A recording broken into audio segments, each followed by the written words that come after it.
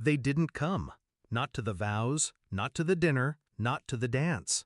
When my mother's text came through, "Sweetheart, it's your sister's big shoot, you'll understand," I read it twice, as if maybe the words would rearrange themselves into something less insulting. But they didn't. I stood in my wedding dress, the one I paid for with 2 years of overtime, phone in hand, my husband watching me from across the room. He didn't need to ask. He could read it on my face. I smiled, slowly, deliberately. That smile was not forgiveness. It was a promise. They always told me family comes first. What they meant was her comes first. I grew up in her shadow. She was the golden child before she could even walk. Beauty pageants, dance recitals, piano concerts, I was the unpaid stagehand to her main act.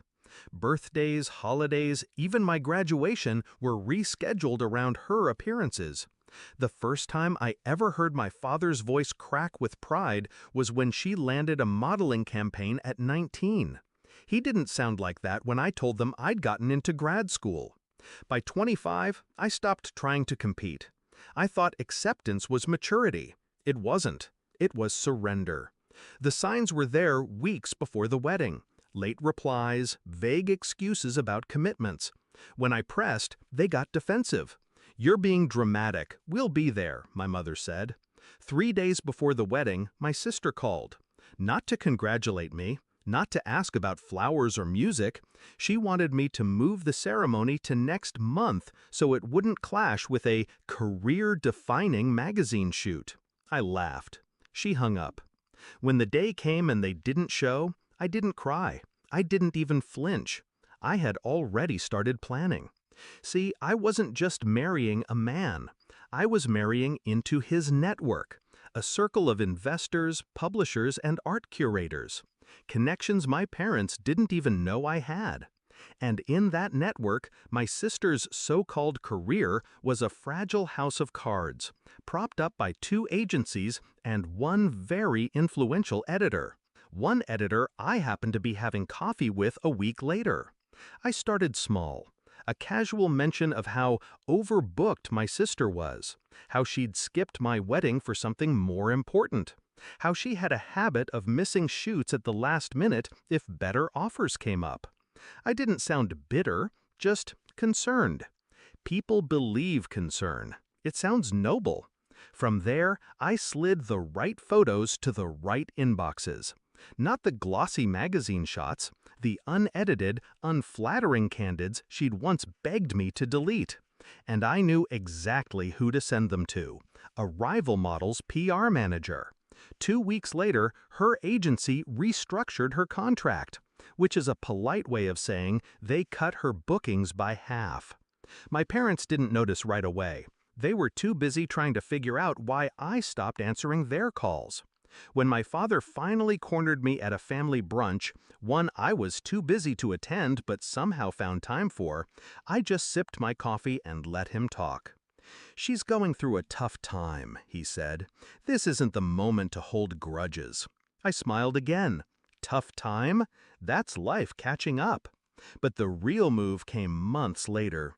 One of my husband's friends, a gallery owner, was looking for new faces for a campaign. My sister's name came up. I made sure to be in the room. I leaned in, whispered, "She's unreliable." Left my wedding for a photo shoot. Imagine what she'd do to a brand deal. Silence. Then her name disappeared from the list. By the time my parents realized her bookings had dried up, she'd already sold her car and moved back into their house. And that's when they called me. Not to apologize, not to admit they'd been wrong. They called because they needed money. The irony tasted sweet.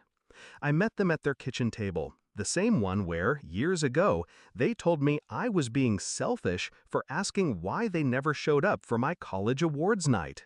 My mother's eyes were tired. My father's voice was quieter than I'd ever heard it. "She's your sister," he said. "We're family. We need to help her." I set my checkbook on the table, opened it, then closed it. "I did help her," I said. "I helped her see what it feels like to be second place." They stared at me like I'd grown horns. I stood, slid my chair back, and looked them in the eye. You skipped my wedding for her. You've skipped my life for her. You made your choice. Now I've made mine. I walked out without looking back. People think revenge feels like fire. It doesn't. It feels like ice. Calm, clean, absolute. And as I left that house, I realized something. They'd never expected me to win. Never imagined I could outplay them. That's why it worked. Because I smiled. And they thought the smile meant I'd forgiven them. It didn't. It meant the game had just begun.